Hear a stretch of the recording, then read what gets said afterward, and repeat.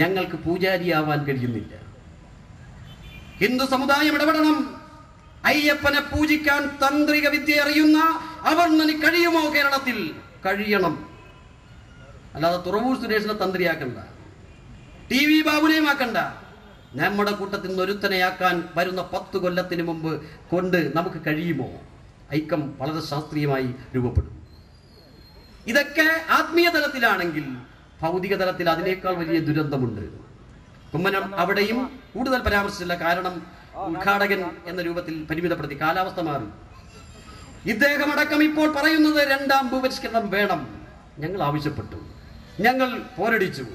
സമഗ്രമായ ഭൂപരിഷ്കരണം ഇല്ലാതെ ഹിന്ദുവിന് കുഴിച്ചിടാൻ പറ്റുമോ?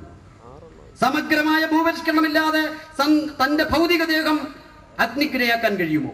ആചാരങ്ങളെയും അനുഷ്ഠാനങ്ങളെയും ഞങ്ങൾ അംഗീകരിക്കണമെങ്കിൽ സ്വന്തം വീടിന്റെ അടുക്കള തോണ്ടി കുഴിച്ചു മൂടുന്ന ഗതികേട് തിരുവനന്തപുരം ജില്ലയിലുണ്ട്, കേരളത്തിലുണ്ട്. ഇത്